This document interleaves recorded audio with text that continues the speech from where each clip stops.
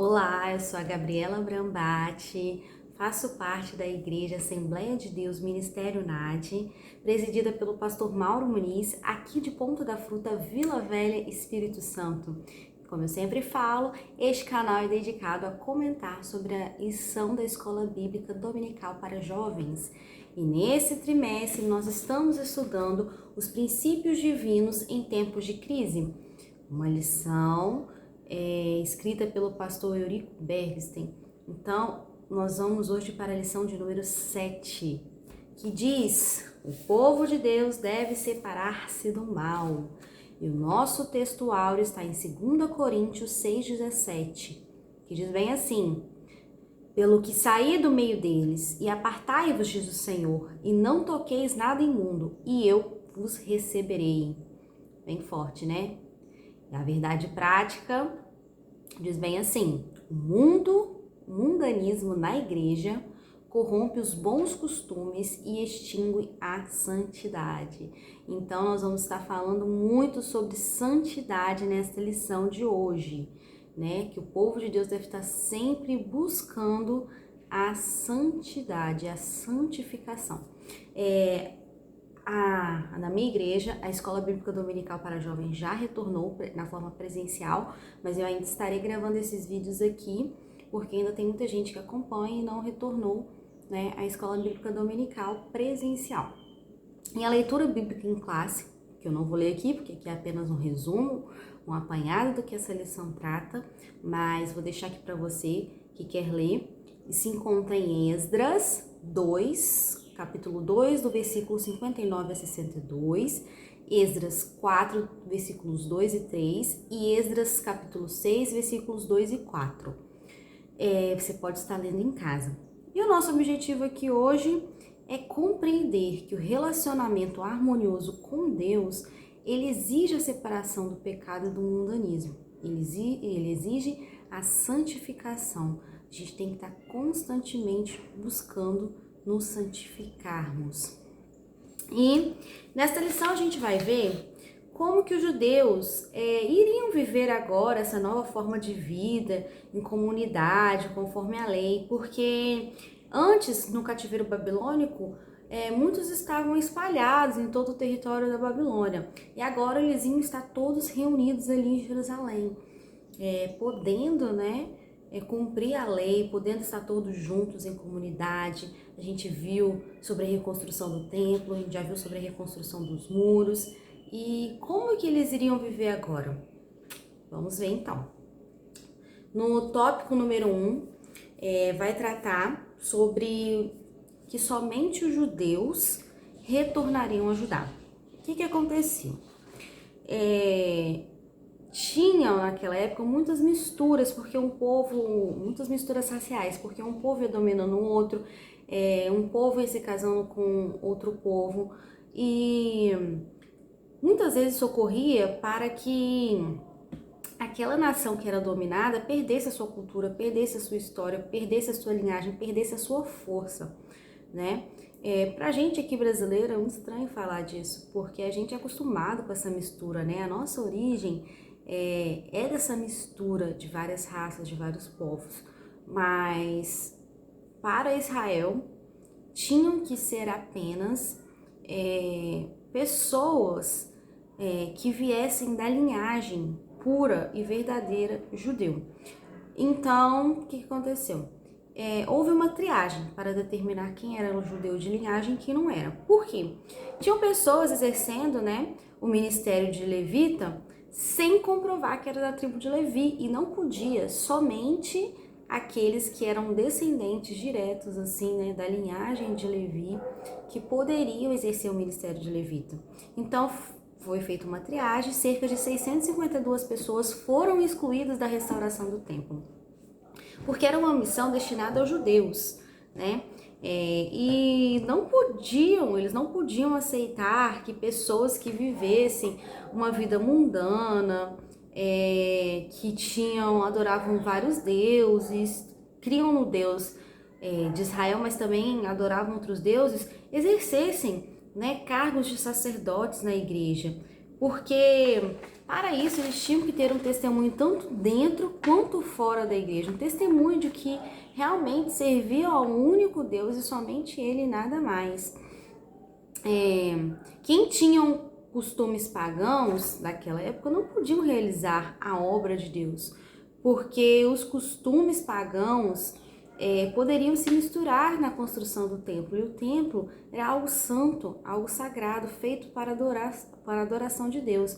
Então, as pessoas tinham que as pessoas que estavam ali na reconstrução do templo tinham que viver em santidade, porque a gente sabe, né, gente, que a porta que nos leva para o céu, ela é estreita, né, mas a que leva para o pecado e para a perdição, ela é larga. E às vezes é muito mais fácil a gente viver no mundanismo, no paganismo, viver as coisas que não são de Deus, do que realmente estar em santidade, buscando sempre a presença de Deus.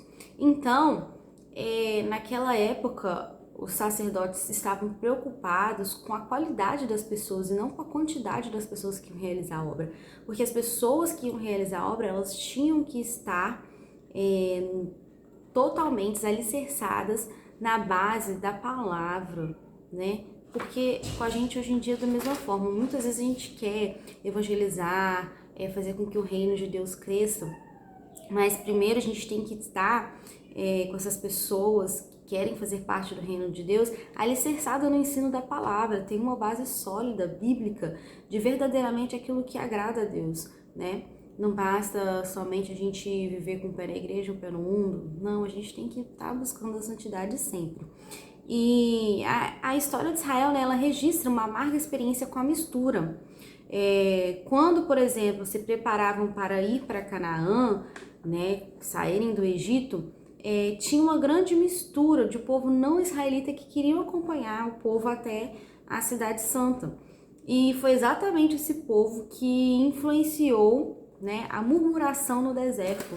Então a gente vê que quem não conhece verdadeiramente o Deus de Israel, o nosso Deus, acaba se deixando levar por murmurações, por outros tipos de cultura, o que não é a vontade de Deus. Então, vamos para o tópico 2, que diz: os judeus não aceitaram a ajuda dos samaritanos.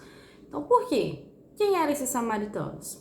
Então, a gente já viu em lições passadas, mas estarei repetindo, que os samaritanos, eles surgiram da divisão de Israel. Lembram que tinha o reino do norte, o reino do sul? Que o reino do norte ele era composto por 10 tribos e a capital era Samaria.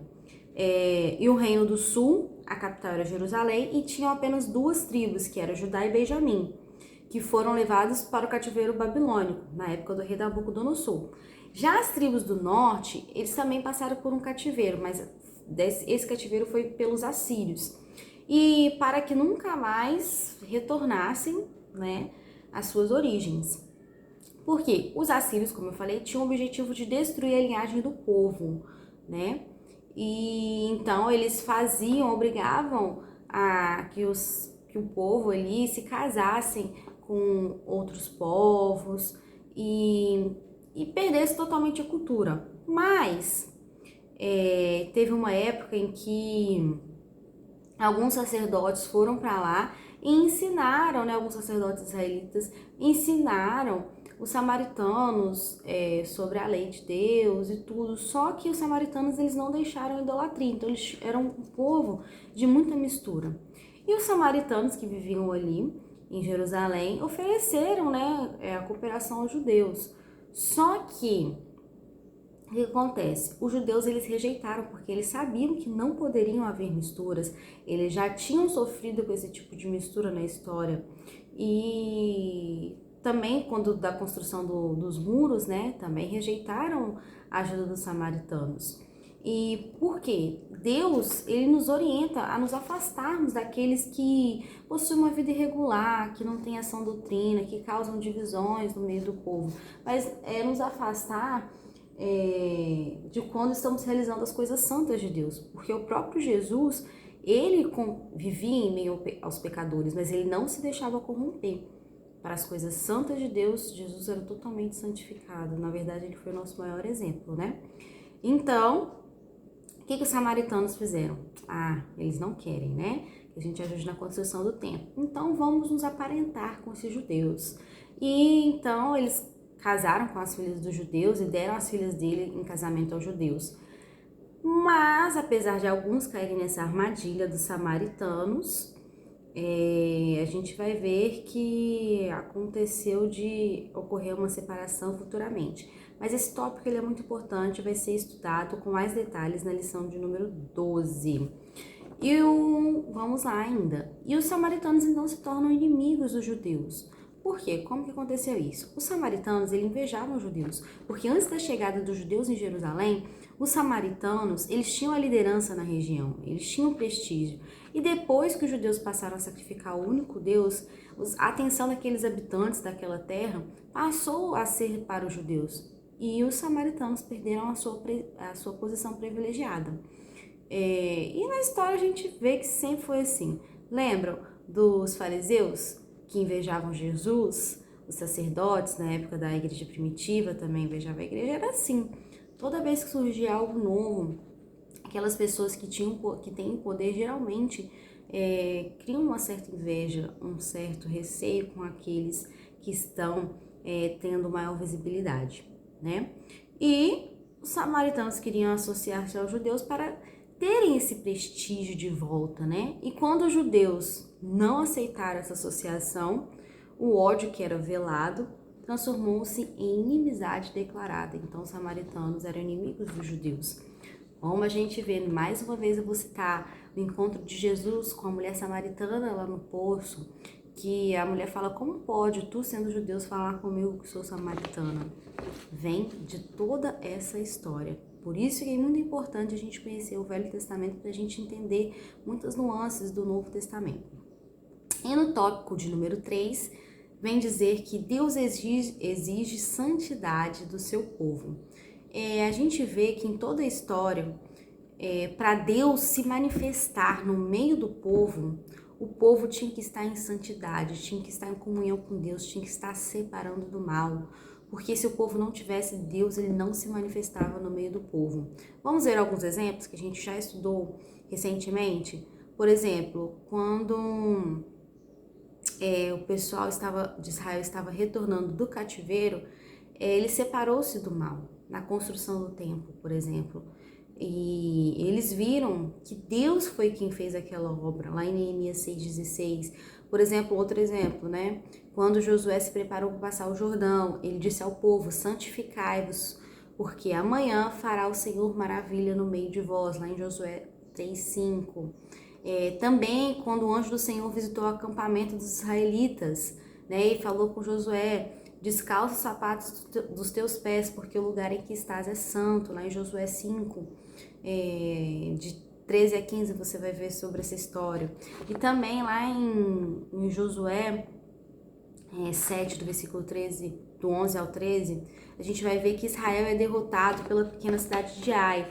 E Josué, com a boca no pó, foi perguntar a Deus por que daquela derrota, né? E Deus respondeu, santificai-vos para amanhã, tem anátema no meio de vós.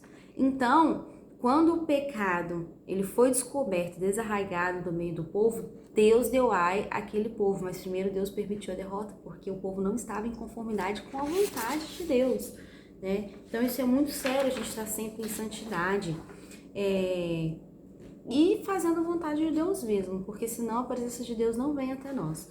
Para que haja a presença de Deus, a gente tem que estar santificados. E o tópico de número 4 vai tratar, devemos manter uma vida de separação do mal. Por quê? Senão Deus não acha, né? Então vamos lá. O subtópico de número 1 do tópico 4 vai dizer que os judeus, eles mantiveram-se separados dos samaritanos, né? Por quê? Se os judeus se unissem aos samaritanos, por exemplo, no início, os samaritanos iam se mostrar muito pacíficos, mas depois eles iam perturbar a união que havia entre o povo judeus, né? Eles iriam participar do culto, afastando toda a presença de Deus, uma vez que Deus ele não se une com a idolatria. E os samaritanos eram um povo idólatra, apesar de crerem em Deus, criam em outros deuses também, né? E a Bíblia, ela nos vai mostrar alguns exemplos de uns servos de Deus que duvidaram se valia a pena mesmo, né, manter essa linha de separação com o mal. E nós vamos ver que o salmista Asaf, ele traz um pouco essa ideia. Deixa eu só achar aqui o salmo. Por exemplo, lá no Salmo 73, Asaf vai dizer: na verdade, que em vão tenho purificado o meu coração, lavado as minhas mãos na inocência. Ele ficou profundamente abalado, mas Deus ajudou ele a encontrar a resposta.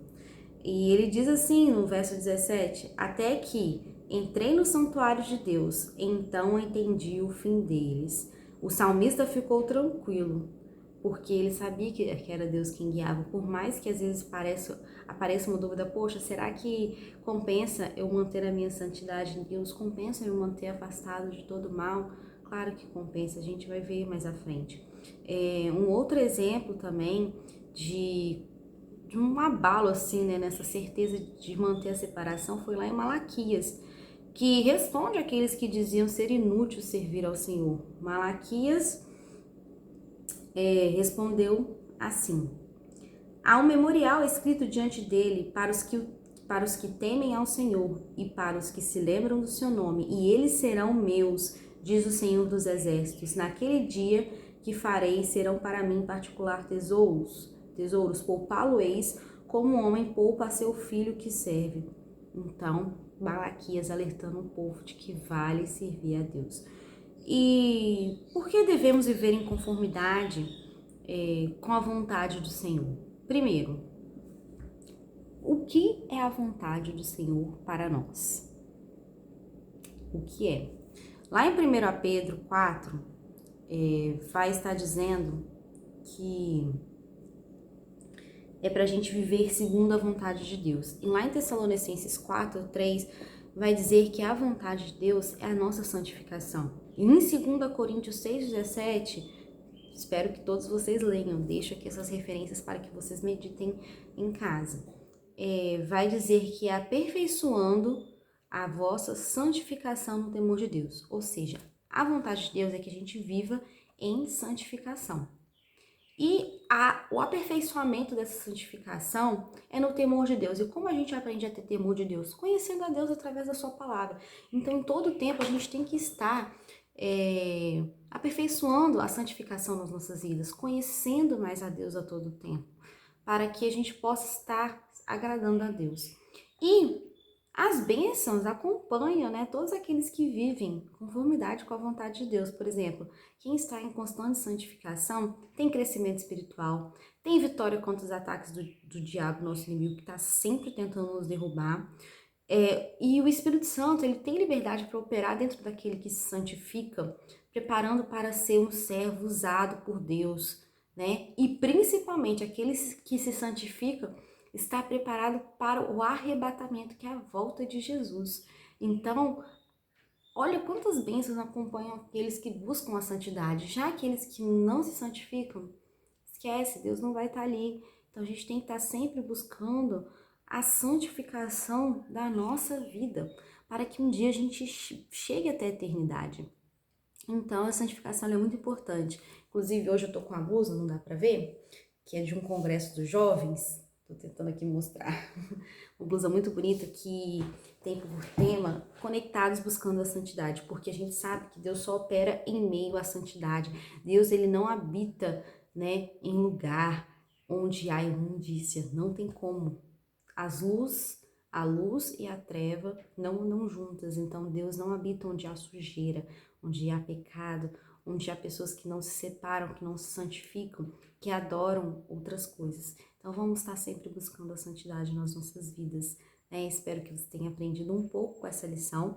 Eu tenho que ser breve, rápida, mas medite na palavra de Deus. Você ore ao Espírito Santo para que ele te ensine, te revele coisas maravilhosas da palavra. Deixei aqui alguns textos para você ler. Qualquer coisa, dá pausa se eu falei um pouco rápido, e pare e medite nesses textos, porque Deus irá falar poderosamente com a sua vida, porque Deus, ele ama aqueles que amam a ele e aqueles que o buscam. Então, busque a Deus pela sua palavra em oração sempre. Amém?